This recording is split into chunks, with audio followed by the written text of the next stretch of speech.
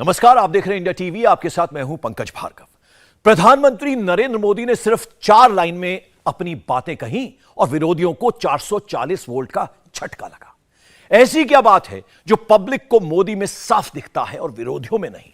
वो है ईमानदारी। नरेंद्र मोदी ने आज नोटों के बंडल की तस्वीरें पब्लिक को दिखा दी और विरोधियों को अपने अगले भाषण का ट्रेलर दे दिया। मोदी की छवि एक बेदाग और ईमानदार नेता की है और मोदी के सियासी दुश्मनों पर मुकदमे ही मुकदमे चल रहे हैं। सोचिए, 3 चुनाव जीतने वाली बीजेपी नए मुख्यमंत्रियों के नाम सोच रही है और 3 चुनाव हारने वाली कांग्रेस के नेताओं के घर से 200 करोड़ का कैश मिल रहा है। 2024 के चुनाव का नया नैरेटिव आज सेट हुआ है। बाकी बातें इस रिपोर्ट से आप समझ जाएंगे। प्रधानमंत्री नरेंद्र मोदी को खुशी के आंसू क्यों आ गए? मोदी ने कैसे हंसते हंसते राहुल और इंडिया अलायंस वालों की आंखों से आंसू निकाल दिए? राहुल के मोहब्बत की दुकान में ऐसा कौन सा नकदी सामान मिला कि मोदी ने पूरी की पूरी कांग्रेस पार्टी को ही ट्रोल कर दिया? नोटों की ये गड्डियां और राहुल की इस तस्वीर का क्या कनेक्शन है? मोदी ने दोनों को कैसे एक साथ जोड़ा है? मोदी ने वो कौन से 32 शब्द लिखे जिसे पढ़कर राहुल इधर उधर देखने लगे? मोदी ने 24 का रेड अलर्ट कैसे दे दिया? लाल रंग के 6 क्रॉस निशान लगाकर मोदी ने देशवासियों को क्या हिंट दिया? जिस मुद्दे पर 3 राज्यों ने 23 में मोदी को चुना, 24 में वही मुद्दा एक बार फिर मोदी को लेकर आएगा, मोदी के हैट्रिक बनाएगा। क्या है वो मुद्दा?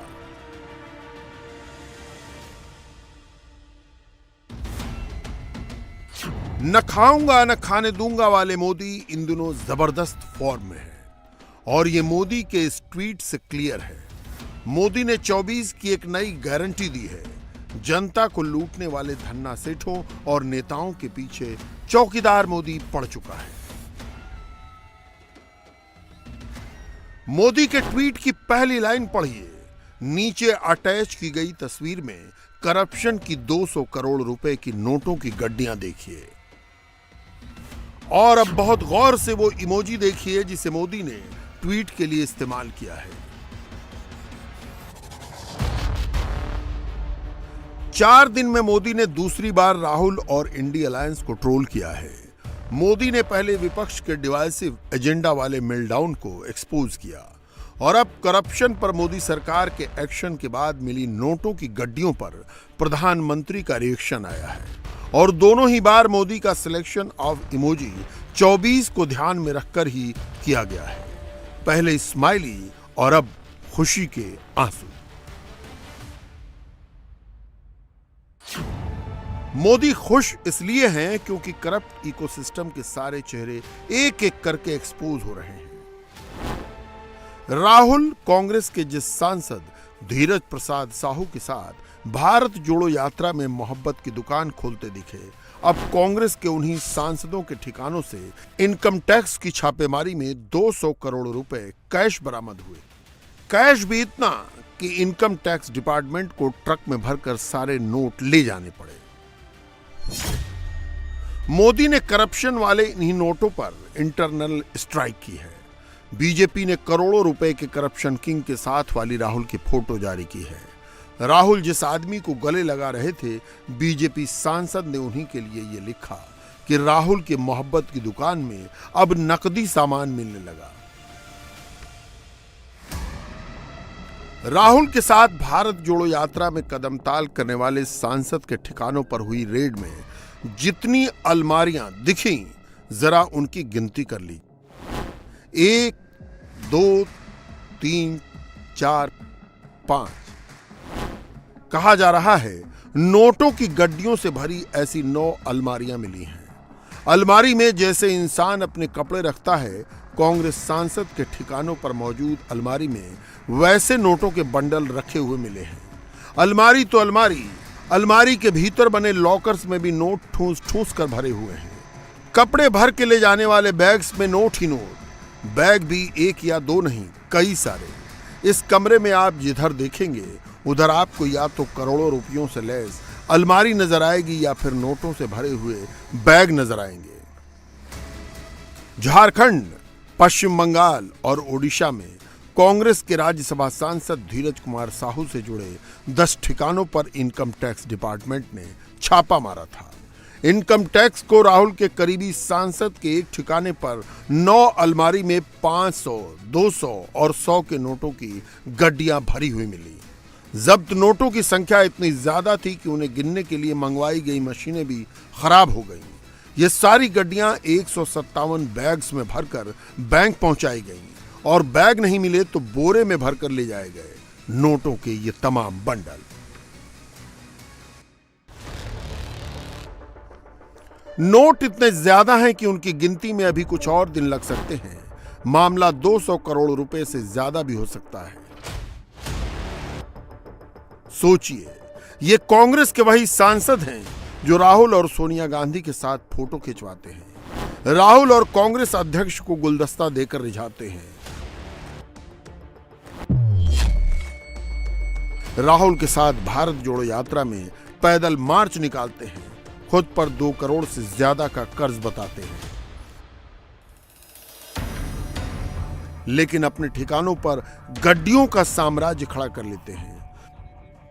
कांग्रेस सांसद के अड्डों पर इनकम टैक्स की छापेमारी देखकर ऐसा लग रहा है मानो राहुल के करीबी धीरज साहू ने अपने घर में ही अपना पर्सनल बैंक खोल रखा था। मगर मोदी ने पहले ही गारंटी दी थी, हर भ्रष्टाचारी की अलमारी खुलेगी, जिसने लूटा है वो जेल जाएगा। मोदी का सिस्टम विरोधियों के करप्ट इकोसिस्टम का पूरा हिसाब किताब करेगा।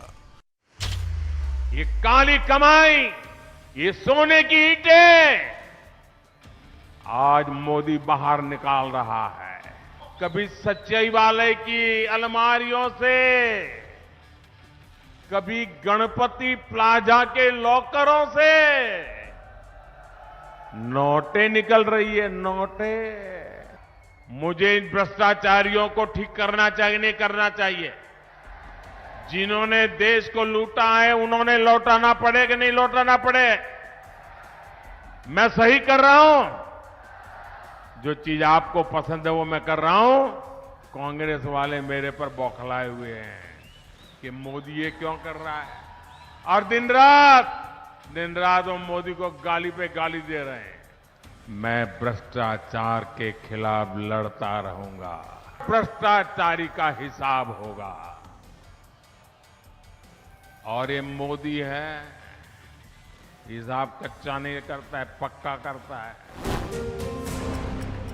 मोदी कांग्रेस के करप्ट सांसदों की, करप्ट नेताओं की पोल जैसे ही खोलते हैं, जैसे ही राहुल के करीबी के ठिकानों पर भ्रष्टाचार की अलमारी खोलते हैं, कांग्रेस का इकोसिस्टम तड़पने लगता है। यूथ कांग्रेस के अध्यक्ष को अपनी पार्टी के सांसद का करोड़ों का भ्रष्टाचार नहीं दिखता। उसे तो यह दिखता है कि मोदी ने भारत की नहीं कहीं और की करेंसी अपने ट्वीट में यूज कर ली।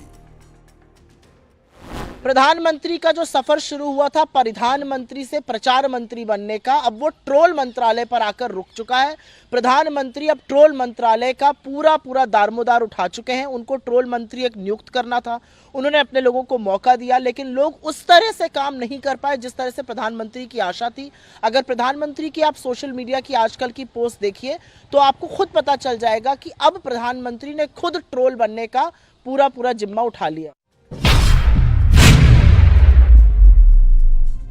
अब बीजेपी सीधा सवाल राहुल से पूछ रही है, क्या राहुल ने पर्दे के सामने मोहब्बत की दुकान खोल रखी थी और पर्दे के पीछे कांग्रेस के नेता क्या कैश की दुकान खोलकर बैठे थे?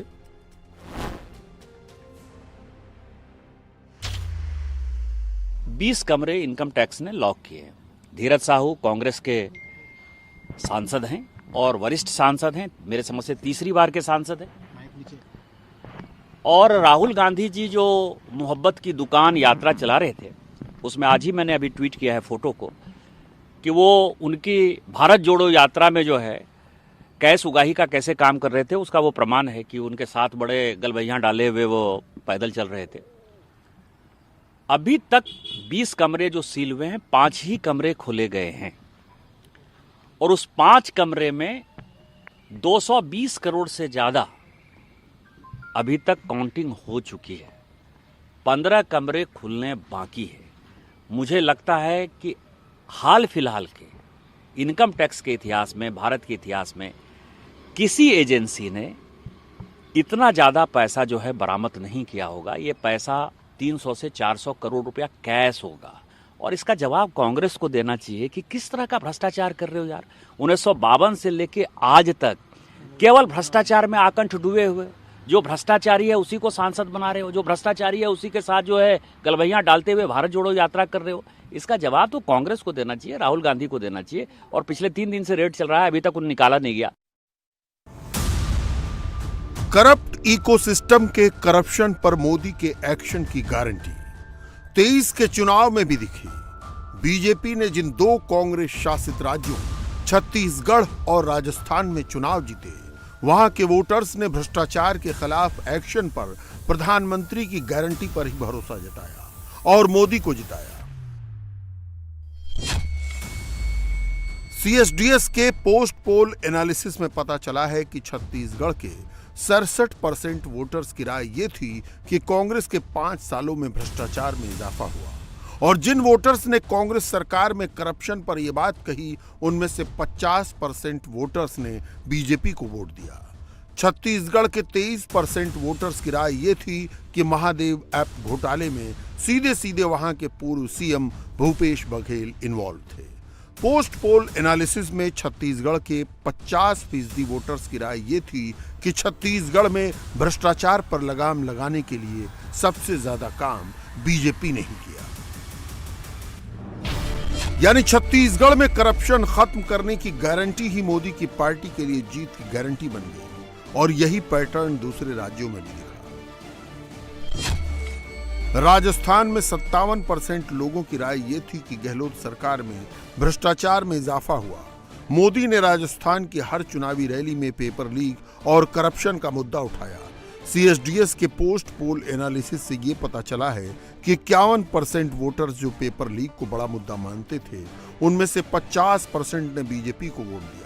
इसी तरह राजस्थान के जिन 47% वोटर्स को ये लगता था कि 23 के चुनाव में करप्शन बड़ा मुद्दा है, उनमें से 46% से ज्यादा वोटर्स ने भी बीजेपी को ही वोट दिया। यानी करप्शन ने कांग्रेस को 23 में हराया, और अब यही करप्शन के आरोप उसे 24 में भी हराएंगे। कांग्रेस के सांसद और राहुल के करीबी धीरज प्रसाद साहू के ठिकानों से जो नोटों का अंबार मिल रहा है, वो इस भ्रष्ट तंत्र की पोल खोल रहा है। ये पहला चैप्टर है, और बीजेपी ने इसे अभी से 24 का इलेक्शन कैंपेन बना दिया है। कांग्रेस के सांसद के भ्रष्टाचार और राहुल की चुप्पी पर प्रहार शुरू हो चुका है। मोहब्बत की दुकान पर करप्शन का कारोबार चल रहा है। कांग्रेस के आला कमान को, गांधी खानदान को, देश को ये बतलाना होगा कि उनके एक सांसद के 10 ठिकानों से 200 करोड़ रुपए जो बरामद हुए, और काउंटिंग अभी जारी है, ये कांग्रेस का नेता गांधी खानदान में किसका एटीएम था? अब तक कांग्रेस पार्टी ने चुप्पी साध रखी है। ये भी सुनने में आया अखबारों से कि पैसा इतना पड़ा था लूट का कांग्रेस के इस नेता के घर में कि काउंटिंग की मशीनें तक टूट गईं। जैसे कि मैंने कहा, मोहब्बत की दुकान पर करप्शन का जो कारोबार चल रहा है, ये कौन है जिसका एटीएम बनकर कांग्रेस का ये नेता उभरा है? चाहे शराब का घोटाला हो, महादेव ऐप का बेटिंग का घोटाला हो, चाहे भर्ती में घोटाला हो, कांग्रेस ने जब सत्ता पाई है तब घोटालों में उनकी पार्टी, उनकी सरकारें लिप्त रही हैं। आज पुनः उनके एक नेता के घर से 200 करोड़ रुपए कैश बरामद होना, और जैसा कि मैंने कहा, मीडिया के हवाले से पता चल रहा है कि काउंटिंग अभी जारी है। तो वो कौन है जिसका एटीएम कांग्रेस का ये नेता है, और क्यों अब तक कांग्रेस के आला कमान ने इस विषय पर कोई भी टिप्पणी नहीं की है? किसका पैसा है जो लूट का छुपाकर कांग्रेस के इस नेता के घर से मिल रहा है? गांधी खानदान तब भी चुप था जब महादेव बेटिंग ऐप का खुलासा हुआ मीडिया में। गांधी खानदान आज भी चुप है जब 200 करोड़ रुपया बरामद हो रहा है उनके अपने नेता के घर से। मोहब्बत की दुकान पर ये किस प्रकार से कारोबार हो रहा है करप्शन का, इसका जवाब तो वही दे पाएंगे। इंडिया अलायंस की सबसे बड़ी पार्टी के एक सांसद के करप्शन का दूसरा चैप्टर मोदी ने अपने ट्वीट में इस्तेमाल किए शब्दों से खोल दिया है। क्रॉस का लाल निशान लगाकर पब्लिक को अभी से सावधान कर दिया है। वैसे इंडिया अलायंस के इस करप्ट इकोसिस्टम का कैरेक्टर सर्टिफिकेट मोदी ने जून 2023 में ही दे दिया था। प्रधानमंत्री आजकल भ्रष्टाचार के खिलाफ एक्शन को लेकर जिस मोदी की गारंटी की बात करते हैं, वो पहली गारंटी मोदी ने उसी वक्त दे दी थी जब करप्शन के आरोपों में घिरे नेताओं और उनकी पार्टियों ने 24 में मोदी को हराने के लिए अपना अलायंस बनाया था। और तब मोदी ने इनके लिए क्या कहा था, गौर से सुनिए। एक नया शब्द बहुत पॉपुलर किया जा रहा है। वो शायद शब्द आपके कान पर भी आया होगा। वो जो नया शब्द पॉपुलर किया जा रहा है, वो शब्द है गारंटी। ये विपक्षी दल किस चीज की गारंटी है, जानना चाहिए ना भाई। ये विपक्षी सब जो है वो किस चीज की गारंटी है? ये सारे लोग, ये दल गारंटी है भ्रष्टाचार की। ये गारंटी है लाखों करोड़ रुपयों के घोटालों की। कुछ दिन पहले इनकी एक फोटो ऑप कार्यक्रम हुआ था। जितने भी लोग वो फोटो में दिखते हैं ना, एक एक को जरा देख लीजिए। उन सबका मिलकर के टोटल लगाएंगे तो ये सारे मिलकर के कम से कम 20 लाख करोड़ के घोटाले की गारंटी है। कांग्रेस का घोटाला ही अकेले लाखों करोड़ों का है। अगर कोई गारंटी है इनकी तो एक ही गारंटी है, और वो गारंटी है घोटालों की गारंटी। तो आज मैं भी एक गारंटी देना चाहता हूं। दे दूं? दे दूं? दे दूं? अगर उनकी घोटाले की गारंटी है तो मोदी की भी एक गारंटी है।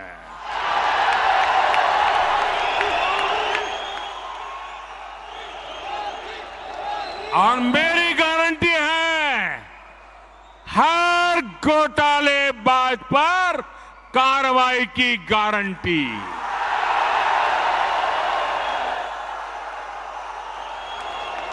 हर चोर लुटेरे पर कार्रवाई की गारंटी। जिसने गरीब को लूटा है, जिसने देश को लूटा है, उसका हिसाब तो हो करके रहेगा। करप्शन के खिलाफ मोदी सरकार के एक्शन का आफ्टर इफेक्ट शुक्रवार को संसद के बाहर भी दिखा। टीएमसी की नेता महुआ मोइत्रा की संसद सदस्यता कैश फॉर क्वेरी मामले में रद्द कर दी गई। उन्होंने भी एक तरह का भ्रष्टाचार ही किया। आरोप लगा कि मोदी को टारगेट करने के लिए वो पैसे लेकर अडानी के खिलाफ सवाल करती थी। एथिक्स कमेटी की रिपोर्ट के बाद जैसे ही महुआ मोइत्रा पर एक्शन हुआ, पूरी की पूरी इंडिया अलायंस महुआ के समर्थन में आ खड़ी हुई। बाकायदा कैमरे पर कहा गया, प्राउड ऑफ यू महुआ, यानी खुल्लम खुल्ला महुआ की करप्ट प्रैक्टिस को डिफेंड किया गया। मोदी ऐसे ही इकोसिस्टम के बारे में कहते हैं कि जब वो करप्ट प्रैक्टिस और करप्शन में शामिल नेताओं के खिलाफ एक्शन लेते हैं तो उनके सारे विरोधी पीछे पड़ जाते हैं। इस बार भी वैसा ही हुआ। महुआ मोइत्रा अभी से 24 में मोदी के अंत की मनोहर कहानियां सुनाने लगी हैं। कैमरे पर जोर जोर से चिल्लाने लगी है। I'm 49 years old. I will fight you for the next 30 years inside parliament, outside parliament, in the gutter, on the streets. আদিম হিংস্র মানবিকতার যদি আমি কেউ হই, স্বজন হারানো শ্মশানে তোদের চিতা আমি তুলবই। We will see the end of you. This is the beginning of your end. जब नाश मनुष्य पर छाता है तो पहले विवेक मर जाता है. We're going to come back and we're going to see the end of you. So thank you very much. Modi जिन पर भ्रष्टाचार के आरोप लगाते हैं वो दूसरे भ्रष्टाचारी पर कार्रवाई होता देख मोदी पर यूं ही नहीं तिलमिलाते। वो सोचते हैं ऐसे शोर शराबा करके 24 में मोदी को हरा देंगे, विक्टिम कार्ड खेलेंगे। बीजेपी नए मुख्यमंत्रियों के नाम पर इतना सस्पेंस क्यों बना रही है? जब फैसला हो चुका है तो नाम सामने क्यों नहीं आ रहे?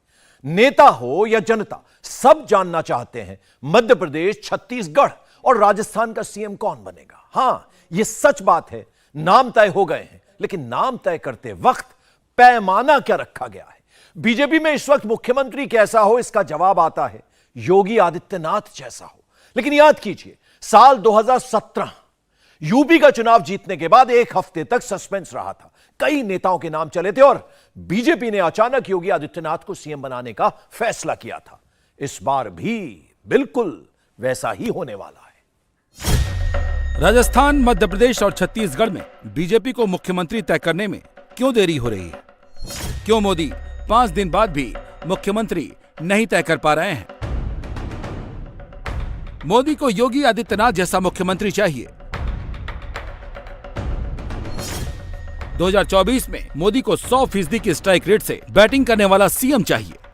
अब मोदी का सीएम बनाने का क्राइटेरिया योगी वाला है। मोदी तीनों राज्यों में कमान उसे ही सौंपेंगे जो राजकाज में योगी के स्टैंडर्ड को मैच करे।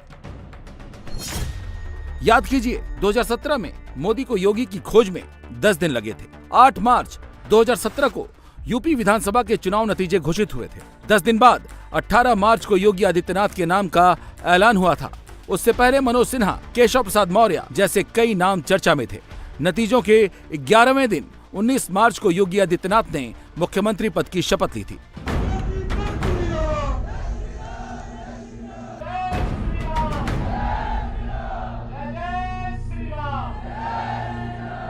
मोदी को सीएम बनाने के लिए हिंदू ब्रांड की छवि वाले नेता से भी परहेज नहीं है, लेकिन उसमें योगी वाली खूबियां होनी चाहिए। योगी सीएम बनने से पहले 5 बार के सांसद थे। पब्लिक डीलिंग में 20 साल से ज्यादा का अनुभव था। अफसरों से काम करवाने का हुनर उनको आता था। धर्म और कर्म का संगम बनाकर राजकाज चलाने की उनमें काबिलियत थी। हमारे कर्तव्यों के प्रति, नैतिक मूल्यों के प्रति और सदाचार के मार्ग का अनुसरण करने की प्रेरणा देता है, जिस पर व्यक्ति और समाज का जीवन टिका हुआ है। वह व्यापक अवधारणा वास्तव में वही धर्म है। पूजा पद्धति किसी की आस्था का विषय हो सकता है, तो उसका वैयक्तिक कार्य है। वो एक उपासना विधि हो सकती है, एक पंथ का विषय हो सकता है, एक मत और मजहब का विषय हो सकता है। लेकिन धर्म वह जो हमें हमारे कर्तव्यों के प्रति आग्रही बना दे और उस धर्म का आचरण करने की प्रेरणा देना, यह आज के परिप्रेक्ष्य में उतना ही आवश्यक है जितना प्राचीन काल में उसकी प्रासंगिकता थी। और जब भी भारत का हर युवा इस मार्ग का अनुसरण किया, तो भारत को दुनिया की बड़ी ताकत बनने में कोई देर नहीं लगी। 23 का चुनाव भी मोदी ने अपनी गारंटी पर लड़ा और 2024 का चुनाव भी मोदी अपनी गारंटी पर लड़ेंगे। ये मोदी की गारंटी है।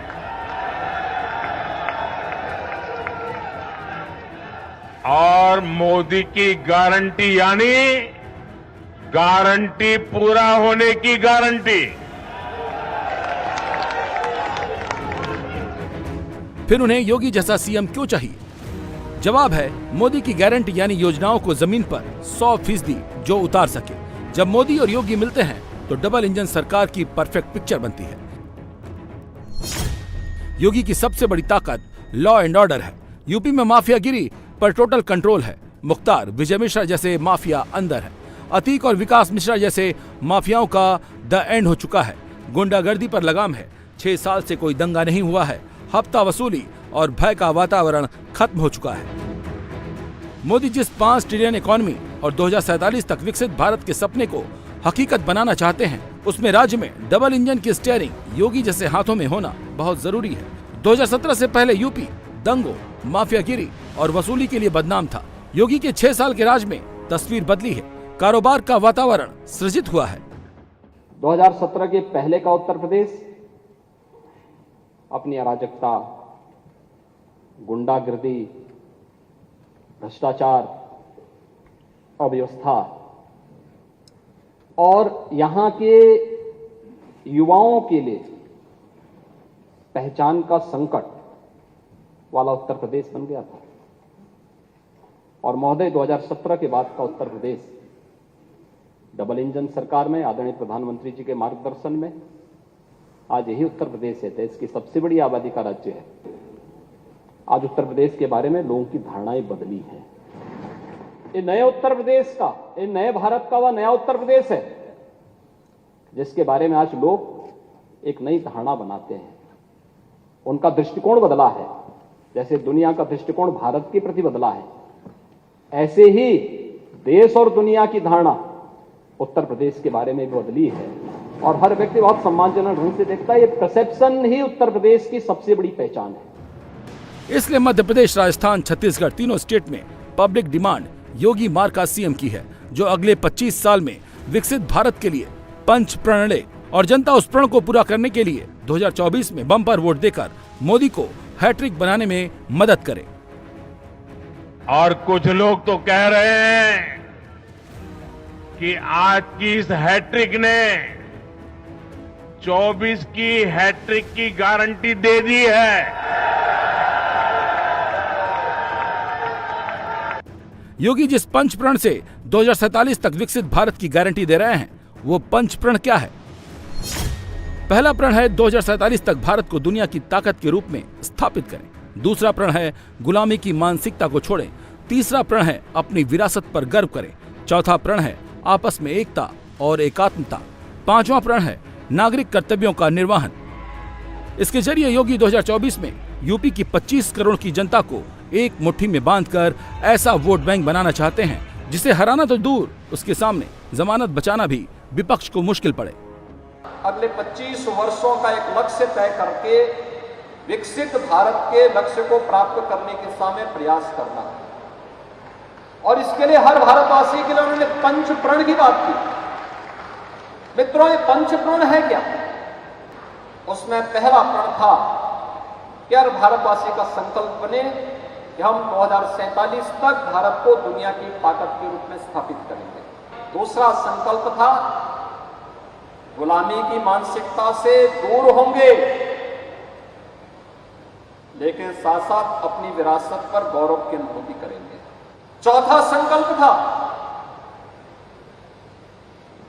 कि आपस में एकता और एकात्मता की बात करेंगे। और पांचवा प्रण है नागरिक कर्तव्य। योगी आदित्यनाथ गुलामी की मानसिकता को छोड़ने की सिर्फ बातें नहीं कर रहे हैं, यूपी में इसके एग्जाम्पल भी सेट कर रहे हैं। राम मंदिर, काशी विश्वनाथ कॉरिडोर और आगे मथुरा उनके एजेंडे में है।